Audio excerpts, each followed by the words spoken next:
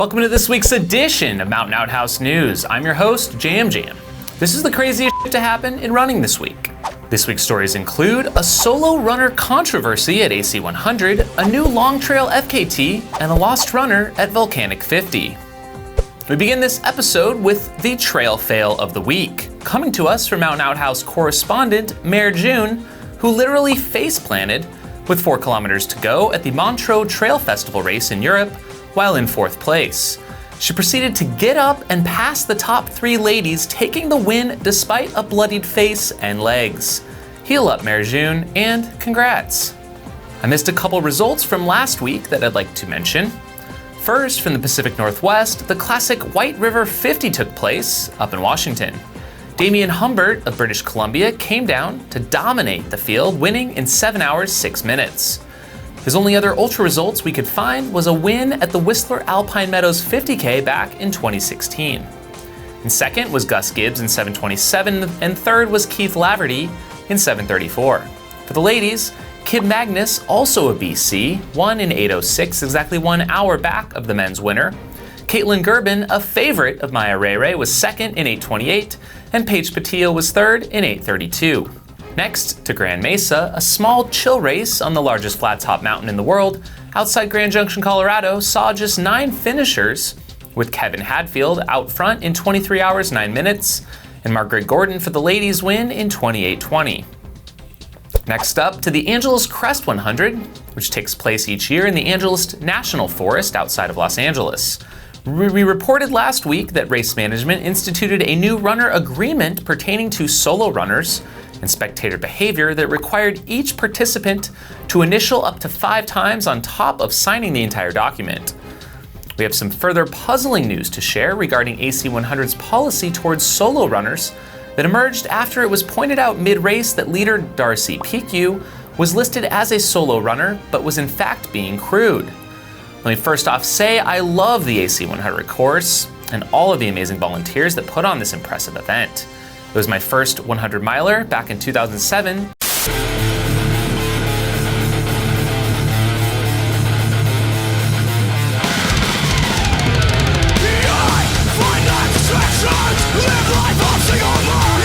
And one I've returned to a total of 3 times.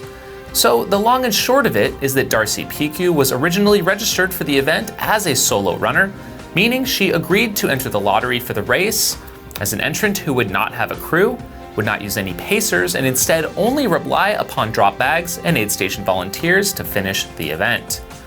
AC 100 turned to the solo category to reduce the number of crew vehicles on course, which is a major concern at a lot of mountain hundreds, where we are looking to provide the largest field size possible while accommodating for service requirements of often undersized parking areas and trailheads. In the solo division rules for the AC 100, they state that there is no switching to the crewed race. It says, and I quote, "The solo runner has received special consideration for entry through the lottery, so once a solo designation is accepted, a runner may not switch to being a crewed runner. This includes prior to race day, at race check-in, and during the race. To repeat," and this part is in bold in all caps, "you cannot switch from solo to crewed during the race."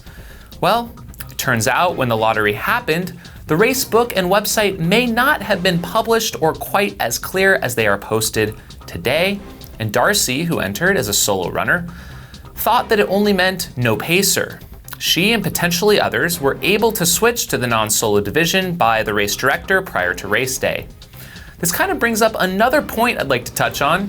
Do we really need the solo division at all? I'm honestly not sold on the idea of receiving special recognition just because you chose to run with no crew and no pacers. It is often the norm outside of the US, and I've personally done hundreds both ways. I personally don't feel like I need a special medal or buckle for the times that I haven't used a crew. Plus, it just seems to complicate things and facilitate these types of problems and issues. So, what do you think, Outhouse Nation? Was this a fair move? Does a solo category even make sense for the sport?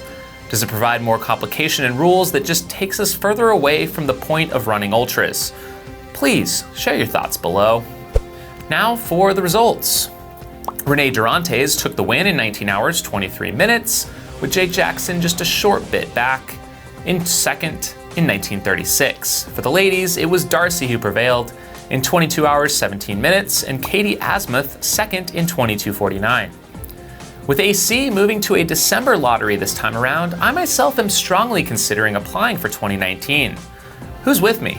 On to some more race results for the weekend. We now go to Utah for the revival of the Tushars mountain runs.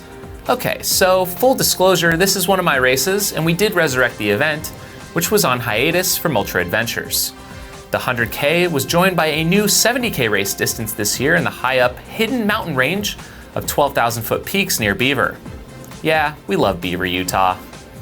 The 100K race on the ladies' side was won by iRunFar.com's very own Megan Hicks in 16 hours 43 minutes, and Heather Carr was second in 18:47. Eric Sarstad took the overall win in 15:08, and Danny Gold was second in 16:05. This also brings us to our bonus trail fail of the week from our very own Susan Kramer of Phoenix, who slipped in a creek at mile 6 of the Tushars 100K, resulting in a distal radial fracture. She withdrew at the first aid station. Sending healing vibes your way, Susan. Killian and Emily's trail run, the Tromso Sky Race, took place this weekend in Norway. The insane 57-kilometer race has lots of scrambling on ridges, off trail, and is part of the world's skyrunning circuit.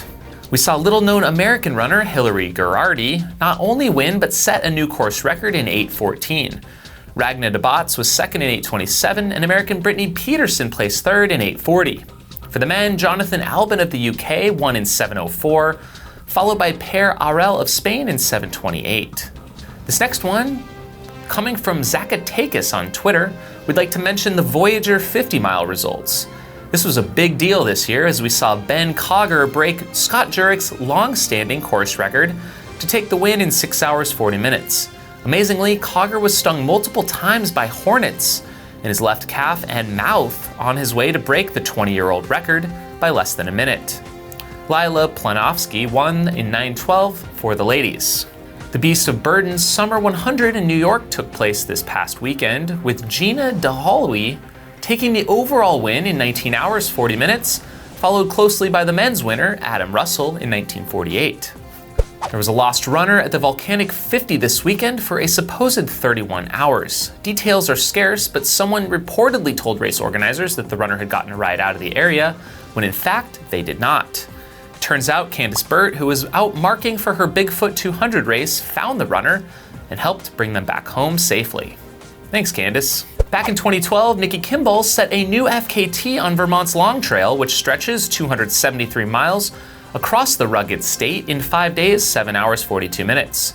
That record stood until this week when Alyssa Godesky took 5 hours off the fastest known time. There was a fastest known time also set this week in the Pyrenees across Spain, France, and Andorra's Haute route. The 500-mile journey took Matthias Ekman 22 days, 5 hours, 51 minutes to complete. This was done self-supported and followed the highest walkable route along the French and Spanish border. This would be most comparable to the US's Sierra High route in California. Some can't get enough of the Barkley. Even though we now have the so-called mini Barkley, the Fall Classic in September, there is now a growing number of runners going after the Barkley Challenge Loop, which is essentially a single loop of the Barkley trails, but sticking entirely to maintained trails in Frozen Head State Park. You can find the exact route by searching for Frozen Head Loop CW on Strava. Current FKTs are by 15th Barkley finisher John Kelly and his friend Jack McAfee in 4 hours 30 minutes. Another runner is taking on the Appalachian Trail, and as of the halfway point, he's actually ahead of record pace. Karel Sabbe, Belgian ultrarunner who also owns the FKT on the Pacific Crest Trail, is now over halfway through on the AT and on record pace. Through the halfway point, which he reached in 20 days, 10 hours, 10 minutes, he is a full 41 hours ahead of the record. Granted, he still has the toughest stretch of the trail ahead in New England, but he is faring well thus far. We'll keep an eye on it. Four-time winner and 3 consecutive of the Leadville Trail 100, Ian Sharman is out for this year. He suffered a nerve-related shoulder injury that has progressed to the point of him not being able to run the race. Sending healing vibes to you, Ian. Another injury update. After months off from running, recovering from a post-Barkley femur fracture, Gary Robbins is back running pain-free. Although it is only a couple miles thus far, it's great to see Gary back. Does this mean he'll be ramping up for another Barkley attempt in 2019? Only time will tell. Fires in Northern California and the Pacific Northwest are becoming quite the pain in the ass. Air quality at some recent trail runs in the area have been especially poor. It kind of begs the question, at what point do you cancel a race due to poor air quality? While maybe at no immediate threat from fires being on course, the air quality can still be a major health concern while exercising, especially for the amount of time it takes to run an ultra. According to some research, it seems like something above 100 on the air quality index would be of major concern, and air quality approaching 200 might be ripe for a cancellation. On the heels of that, fires have led to the cancellation of 2 upcoming hard rock qualifiers. First, the Fat Dog 120 in Canada was forced to cancel due to a fire burning on Silvertip Mountain that does not allow them to run their prescribed route. On the heels of that, a separate fire is now burning on the Plain 100 course and is also forcing a preventative cancellation. With most of their course closed by the National Forest, they really have no choice but to cancel the race. This week in clean sport, a third Kenyan in 10 days failed a doping test. This time it was Samuel Kalali, who won the Athens Marathon and was tested positive for EPO in June. Seriously bumming me out, Kenya. Stop it. The 2019 IAU 24-Hour World Championships have been officially canceled. It was supposed to take place in Erding, Austria, but due to financial constraints, they have withdrawn their contract. This seems to be a common theme with the IAU World Champs events. Is it time to take another look at how these events are organized so they can actually happen? We think so, but we have no idea how. Well, and with that, thanks for tuning in to episode 105 of Outhouse News. Thanks for tuning in, and we'll see you next time. If you have crazy stories to share or a question or feedback for the show, please leave a comment below. If you'd like to directly support the show financially, consider becoming a Patreon supporter of this channel or pick up this custom pair of Jam Jam sunglasses linked below. Have a good week.